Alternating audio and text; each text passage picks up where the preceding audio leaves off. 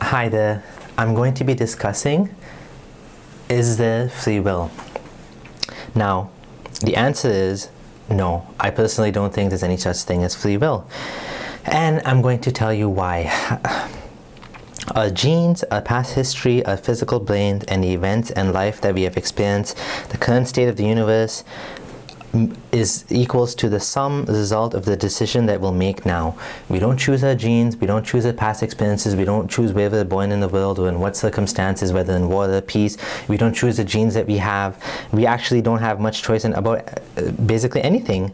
Some people are born in good families, some people are born in bad families. The world is like a ball of yarn that's unraveling piece by piece. Each state in the universe is determined by the state before it. Now, why does this matter? It matters because if we have no free will, it makes no sense for God to punish us. It makes no sense that we see criminals as evil, and rather we see them as sick people that need to be helped and need to be cured or reformed or at least kept away. I'm not going to be discussing this from qada and qadr, like Islamic dogma perspective, but I'm going to be discussing this from a scientific, biological, and physical perspective.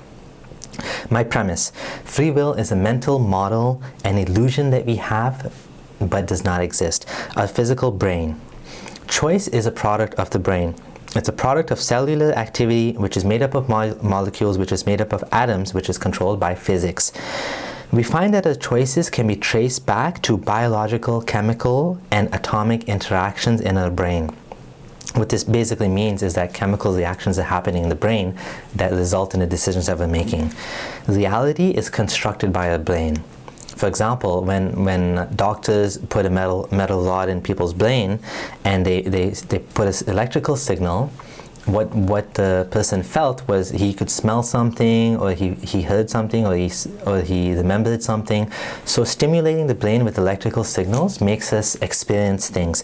In the same way, if you go into a coma, you stop experiencing things because your brain is not active. Our brain is ultimately determined by the laws of physics. And therefore, it has to, because the universe is made out of particles, it also has to obey the laws of physics. We are like a robot that can think and make decisions based on genes, past experiences, and input from the environment. That's what we are. We're basically like a type of robot. We think we have free will, we feel that we have free will, but actually this is an illusion. Experiments on the brain. Experiments on the brain have shown us that we can actually predict people's choices based on brain activity a few seconds before it even happens. Benjamin Libet in 1983 performed an experiment that showed that brain activity occurred even before a person raised his hand. So he asked a person to raise his hand, and even before he raised his hand, he could actually predict. He could actually see a signal on the computer that showed that something was going to happen, even before that person actually thought it. So whatever you think, you can't actually choose. This is a topic of thoughts. Thoughts appear in our brain subconsciously without any sort of our control. It originates by unconscious neurological processes inside the brain that you cannot control. If I told you, notice the ground beneath your feet, you can now feel whether it's a soft carpet, you can now feel your toes in your socks if you're wearing socks. This is all uncontrolled. All of this happens in our brain with no control from us. The influence of genes. Genes influence just about everything about us. Genes can predispose us to addiction, like for example alcoholism. Researchers and scientists have found there's a specific gene, they call it the GABA gene, GABA, which people who have it are more likely to be addicted and experience much more severe withdrawal symptoms.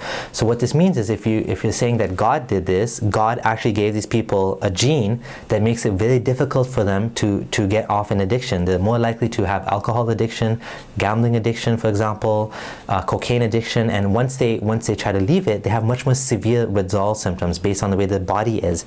For example, another example of this is they studied 900 offenders in Finland, and they found there was 2 genes associated with violent crime. So again, if you want to say God did this, God gave them a gene, all of these people, that predisposed them to violent crime. And what we can learn from this is that by looking at these things, we can see that if these people have a physical reason why they're committing the crime, we can actually be more understanding and try to help them. And as well, looking at dogs are a good example, because with dogs and breeding, we can breed dogs to be just the way we want them to be. We can breed them to be obedient, like for example golden retrievers. We can breed them to be protective, for example like German shepherds. So this shows how we can mold and shape the animal to be just the way we want them to be. And in the same way, God gave us genes that would make people more likely to commit crimes. If we believe that, I mean, it doesn't actually add up that this is something that God would intentionally do. But the point is that genes actually have a huge influence on us. Environmental factors help us to understand why people do things. Terrible experiences, for example, some people in their childhood have terrible experiences. They're abused, they're raped, and they grow up losing, having no empathy. For example, they don't feel any remorse, killing someone, stealing, harming people. Just like when you and me do something, we feel bad about it, and we feel guilty, and we feel sad, and we feel horrible about it. These people, they feel no empathy. And why is this? Because some of them were abused as children. There's an example of one killer that had a brain tumor that was pressing against, in his brain, that actually, again, when he committed a violent crime, nobody felt like this person should be necessarily punished for this, because his brain was basically defective. And in the same way, all of us have brains that lead us to do the things that we do, just like machines. Some examples of the environment affecting people. In the past, lead was used in gasoline, which was actually poisonous. And they found that when they removed the poisonous lead from the gasoline in the 1970s, researchers were able to show that there was a decrease in crime in the 1990s. So just the lead in the environment was making people commit crime, because it actually affected their brains. And there's a book called Freakonomics, and these authors, they studied the connection between legalizing abortion and the drop in crime. And what they found is that when abortion was legalized, there was a drop in crime some years later, because what they found was that people had unwanted children, and many of these children were not cared for properly and ended up criminals. And because they were not born, because the abortion became legal, these children never grew up to become criminals. And you can read more about this in a book called Freakonomics. Moral implications. Now, if we're machines that are operating according to a set of inputs, experiences, and previous states, what are the moral implications for this? What are the moral implications of not having free will? Does that mean that criminals can just get off free and do whatever they want? Does that mean that we should just sit around and do nothing all day? No, of course not. What it means is, well, for one, instead of trying to punish people, we want to look at the systematic reasons behind, the lack of education, or the poverty, or the situation, or the health. Why would they end up being like this, and how can we reform them? The goal of the criminal justice system doesn't become to punish people, but rather to reform them and to protect life. As well, we have more humbleness, because if you're a successful person and you have your happy life and a good life, we should be thankful because of, and realize that it's not because of anything that we did, but it's because of the fact that we were given good genes, we were given a good environment, we were born in a peaceful situation, and this is why we have what we have. It's not, so this makes us more humble. Now, I want to give a personal example, the example of my dad. My dad, he had a rough childhood. When he was very young, his parents had to leave the country due to political unrest. He was left with his uncle and aunt that, didn't take as good care of him as his parents would have taken care of him. He did well in school, but then he never ended up doing higher education, and he had no one to push him into that. And as well, he got into some bad habits like, drinking alcohol and smoking from quite a young age. And when I was young, I used to have a bad relationship with him. We used to fight a lot. He used to shout at me, and he used to have, get angry at me a lot. And when I grew older, you know, I had a lot of sympathy for him when I realized that the way he was based on his childhood, on his life, on his experiences. You know, if I was thinking that why was he the way he is, why did he have such a miserable life when he got older, it's because you know, if there was a God, it was a God that put him in that situation, that gave him those life experiences and circumstances, that gave him that brain, that gave him the you know, everything that happened to him was based on what was given to him. And anybody else who had the same body, the same environment, the same life experiences would have been the same way as him. So, you know, the same way when somebody cuts you off on the highway, now instead of getting angry at them, you can think that, okay, maybe this person, you know, had a fight with someone in the morning. You know, you start to look at the reasons behind it instead of just getting angry and wanting to punish them. So why should we learn? Why bother, you know, doing anything? Well, because even without free will, we still, from our perspective, we still have free will.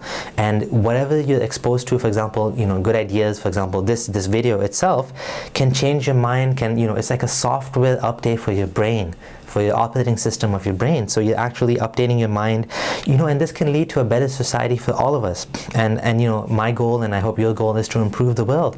So, you know, sharing ideas like this, helping people to understand the reality of the world, we can make the world a better place. So in summary, free will is an illusion that we feel that we have, but it's not actually real. It's just a working model that helps us to see the world. Free will is incompatible with the laws of physics, which I didn't get into. It's incompatible with the understanding of biology.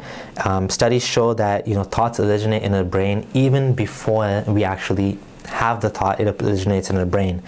Environmental factors, genes, you know, exposure to certain life experiences, all of these things shape people to be what they are. And of course, the moral implications that we can actually, you know, worry more about reforming people rather than punishing people. If you like this video, you know, do more research, learn more about free will. Sam Harris has a book on free will, which I enjoyed listening to on Audible. It's 1.5 hours. Daniel Du has a TEDx talk on free will, which is just about 10 minutes, which summarizes the ideas very well. And Greg Caruso has a TEDx talk called The Dark Side of Free Will. I'll link to all of these videos. And thank you for watching. Keep learning and spread good ideas. Take care. Bye.